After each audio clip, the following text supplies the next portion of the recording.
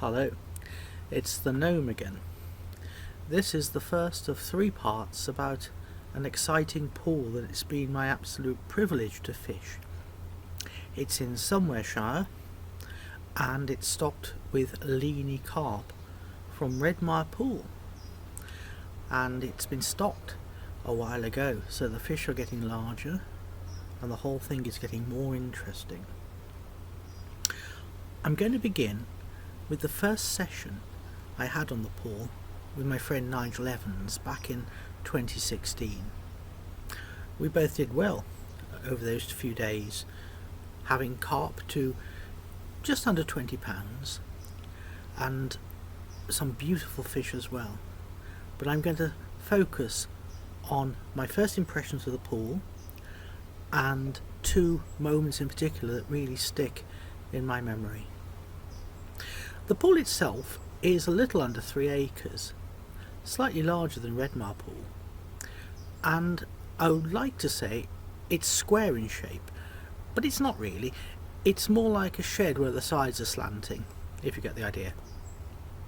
There's a big island in the middle, and that obviously is popular with fish. When I first saw the pool, I was astonished at its beauty.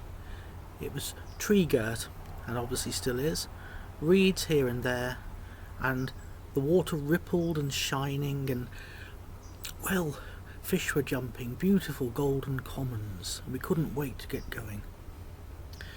There's one area where you can put up 2 tents or bivvies, maybe 3, and that's where we set up, and Nigel pretty straight away spotted some interesting carp, quite large carp, cruising between the island and a weed bed about 30 or 40 metres out, whilst I went round the pool trying to stalk one out. And I came back and he said that he'd put out floaters and they weren't interested, and this could be a significant thing about the pool, because I don't think the fish have seen a great deal, not yet. I wondered if crusts might work, or bread, so I asked Nigel politely if I could have a go, and he said yes. So I then set up a flake bomb, which is basically tearing a long strip of bread off the middle of a slice, and then wrapping it round quite a large hook. I think it was a size 6, maybe a size 4, pinching at the eye, pinching on the bend. So you've got like this ball of bread trapping air, quite heavy actually, surprisingly heavy, and with that I was able to cast just beyond the weed bed towards the island where the shadows were. The shadows were getting closer. I said, look, there's something coming up, and something came up, a dark shape, and nosed the bread, and then the bread was taken. And I said, look, the lines are going across the surface, slithering across the soft weed. And I struck. And that was the first carp we hooked on this pool, which I shall call the Cuckoo Pool.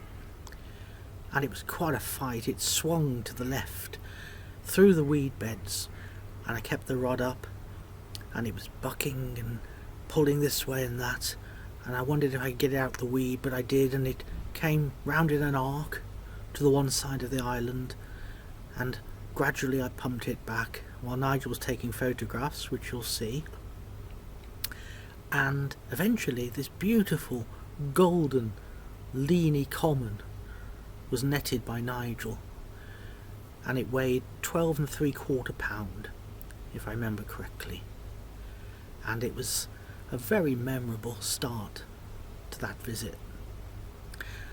And the next event I want to talk about involves Nigel, and it was the same day, and he'd very ably, using a centre pin and the Wallace cast, put a bait just on this side of that little weed bed, probably casting up to 30 yards. He had a banded pellet and a light ledger, and he put his rod on the rests, no buzzer, and he just used a little washing up liquid bottle indicator and was relying on the ratchet perhaps to give a further indication when a take happened. We were having pleasant conversations, and I remember saying, as the darkness started to settle, "Oh, I can smell carp."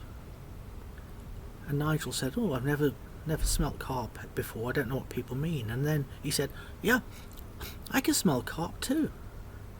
And that was the first time he'd ever experienced this, which has been written about, this smelling of carp at pools, and never fully explained. But I have seen carp rolling in a wind, and I think it's basically when the wind skims the odour of carp off their flanks as they roll. So what that was telling us then, in the darkness, what carp were rolling over Nigel's baits. And then an incredible take. The centre pin shrieked, literally shrieked. Line was being taken at a rate of knots, and soon Nigel's Barda Mark IV was up, and this very large carp was swinging again to the left, and Nigel was doing his best to keep it up so it doesn't go too far down into the weed. It was an epic night fight, and eventually he was the victor, and I was able to put the net under a beautiful Leney common of 19 pounds 8 ounces. We thought it might go a little larger than that. It looked very big in the net, but we weighed it accurately on 2 scales, and that's what we came to the conclusion of. But it was a very memorable occasion.